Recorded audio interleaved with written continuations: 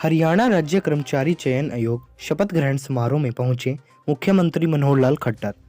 भोपाल सिंह को दिलाई अध्यक्ष पद की शपथ। इसके साथ साथ कंवलजीत सैनी, विजय कुमार, सत्यवान शेरा, विकास दहिया, सचिन जैन ने ली सदस्य पद की शपथ।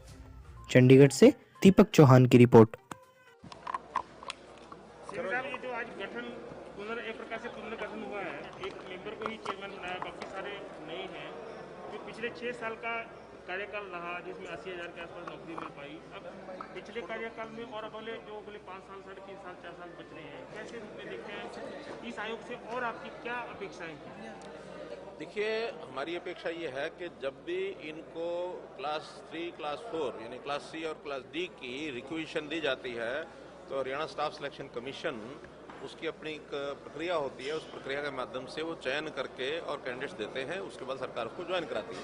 तो हमारी अपेक्षा यही है कि जितनी भी हम रिक्वेशन को भेजेंगे उसको ये एक शुचितापूर्ण तरीके से जिस प्रकार से पहले हमने सारे सिस्टम को चलाया है उसका बिना किसी मेरा कहना है कि बिना किसी व्यवधान के ठीक से प्रक्रिया इनकी चलती रहे, कोई उसके अंदर गड़बड़ ना हो। और उसके सारे प्रावधान पहले भी हमारे कमीशन ने बनाए हैं और मैं समझता हूं कि नया कमीशन जो गठित हुआ है ये पुराने वाले कमीशन से भी अपने उनके अनुभवों से और एक अच्छी पद्धति से प्रक्रिया से इस चयन को पूरा करेंगे, ऐसी मेरी अपेक्षा है।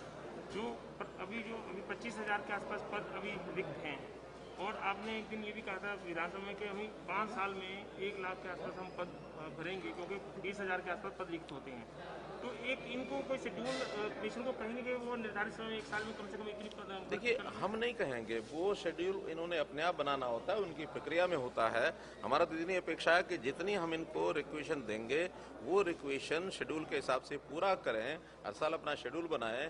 और इस बार एक आसान काम हमने जो किया है वो ये किया कि क्लास 3 और क्लास 4 के लिए वन टाइम रजिस्ट्रेशन के माध्यम से एक ही एग्ज़ाम होगा और वो बच्चा जो भी कोई यानी एप्लीकेंट है वो एक बार रजिस्ट्रेशन कराएगा तो 3 साल तक उसकी मेरिट जो है वो कायम रहेगी। और उसमें भी जो क्लास डी के है वो हमने जो प्रावधान सरकार की ओर से बना के देना था बना के दे दिया। ग्रुप डी का तो एक ही एग्ज़ाम होगा, उसी में जिस किसी की रिक्वेशन होगी वो उसमें से लेते रहेंगे। और ग्रुप सी का जो होगा वो डिपार्टमेंट वाइज एक एग्ज़ाम और इनको करना होगा। जो मेरिट के लोग होंगे उनके 3 गुना एक संख्या लेकर के उनका एक एग्ज़ाम होगा डिपार्टमेंटल, वो उसमें से सिलेक्शन करेंगे। कोई इंटरव्यू नहीं है, इसलिए बहुत एक सरल प्रक्रिया ये एप्लीकेंट्स के लिए बना दी गई है। पंजाब में बैठक भी की है फसल खरीद को लेकर, जिसमें किसानों को अगर टाइम पे पेमेंट नहीं हुई तो 9% ब्याज के साथ दी जाएगी। देखिए, सारा डिपार्टमेंट ये सारी प्रक्रिया को बना रहा है, कर रहा है। हमने उनको बताया कि चूंकि किसान का पैसा होता है वो जितना डिले हो उसको उसका इंटरेस्ट जरूर मिलना चाहिए, तो 9% इंटरेस्ट की बात हुई है वो उनको हम देंगे। लेकिन इस सारे में एक जो हमारा ये जो आईटी का सिस्टम है, सॉफ्टवेयर है, वो तैयार किया जा रहा है और इस बार डायरेक्ट पेमेंट होगी किसान को, वो आड़ती के माध्यम से नहीं जाएगी।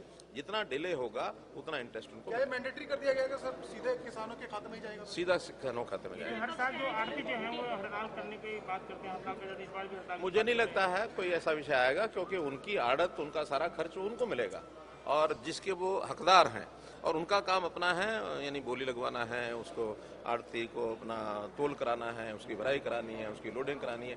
मंडी में जितना काम है आड़ती का वो आड़ती ने करना है, बाकी जिन्होंने अपने अपने काम करने अपने करने हैं। जहाँ तक किसान और आड़ती की आपसी लेन देन का विषय है ये उनका अपना विषय है, हमारा उसमें कोई लेना देना। वन टाइम जो रजिस्ट्रेशन पोर्टल आपने चालू किया था उसके शायद अभी कम रजिस्ट्रेशन होगा, तो क्या उसका अवधि और बढ़ने की है? क्योंकि परिवार पहचान पत्र के साथ कोई दिक्कत आ रही है उससे जुड़ना। अभी विचार करेंगे, उसकी तारीख अभी बाकी है, 31 मार्च तक उसके ऊपर रजिस्ट्रेशन करना था और मैं समझता हूँ रजिस्ट्रेशन हुआ है काफ़ी, फिर भी आवश्यकता पड़ेगी तो बढ़ा सकते हैं। लेकिन अल्टीमेटली जिन लोगों ने उसमें रजिस्ट्रेशन करना है, जो अनएम्प्लॉयड है, जिनकी क्वालिफिकेशन तय है, उन्होंने भरना और तो कोई आगे भर नहीं सकता। इसलिए ग्रुप सी का, ग्रुप डी का जिन्होंने भरना है वो सब भरेंगे और ताकि उसके तुरंत बाद हम कोई ना कोई एग्जाम की तिथि वो तय करवा दें। सर, युवाओं के 75% रजिस्ट्रेशन का भी फाइनल मोहर लग रही है, उसके ऊपर आपका क्या कहना है? फाइनल मोहर लगा दी नहीं, मोहर तो लग गई है, उसमें क्या दिक्कत है? आखिर 75% लोगों को मिलना ही चाहिए। सर यहाँ के युवाओं को इतना स्किल्ड होना भी जरूरी है, उसके लिए क्या तैयारी है? स्किलिंग की हमारी यूनिवर्सिटी भी है, स्किलिंग के हमारे हरियाणा स्किल डेवलपमेंट मिशन भी है, बहुत से कोर्सेज जो आवश्यकता है एंटरप्रेन्योर की, इंडस्ट्री की, वो सारी स्किलें उनको कराएंगे।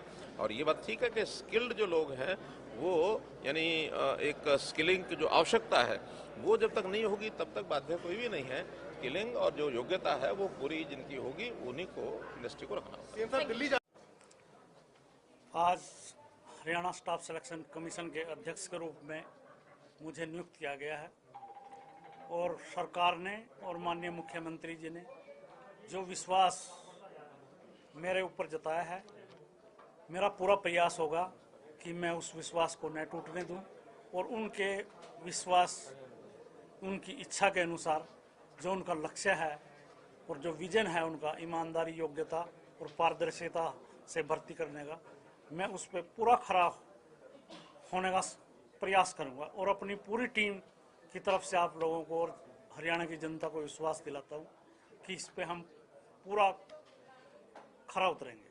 सर, आप पिछले 6 साल से जो है आयोग के सदस्य हैं कमीशन में, तो आपने कुछ कमियां भी देखी होंगी, ऐसे में आपकी प्राथमिकताएं क्या है? हाँ, टेक्नोलॉजी का युग है, कुछ कमियां थी। अभी हमने कई स्टेटों को स्टडी किया, वहाँ की भर्ती प्रक्रिया को, और कुछ चीज़ों में हमने मूलभूत परिवर्तन किए हैं और कुछ करेंगे। जो वन टाइम रजिस्ट्रेशन की योजना सीएम साहब लेके आए हैं, इस योजना से जो भर्ती है वो बिल्कुल स्पीड अप हो जाएगी और लगभग 1 से 3 महीने में एडवर्टाइजमेंट से लेके सिलेक्शन तक हो जाएगी। सर, एक बड़ा सवाल ये भी रहा है कि जो पिछले टर्नओवर में 6 साल आप सदस्य भी रहे हैं, आपने देखा भी होगा कि जो पेपर लीक मामला है वो काफी बड़े हैं, तो इसको रोकने के लिए क्या? और विपक्ष भी आरोप लगाता है करीबन 2 दर्जन पेपर लीक हुए हैं, इस तरह की कोई ना कोई। ऐसा है, मैं पिछले 6 वर्षों से मेंबर हूं, हमारी पूरी टीम थी, आज तक भी आयोग का कोई पेपर लीक या आउट नहीं हुआ। वो सेंटर पे कुछ चीटिंग की घटनाएं जरूर हुई हैं और उन पर शिकंजा कस दिया है। लगभग 200 लोग जेलों में हैं और उस माफिया की कमर टूट चुकी है। अब सारा काम उचित तरीके से होगा, बड़े स्मूथली होगा। अपडेट्स व बड़ी खबरों के लिए सब्सक्राइब करें आज प्रकाश टीवी और बेल आइकन दबाएं।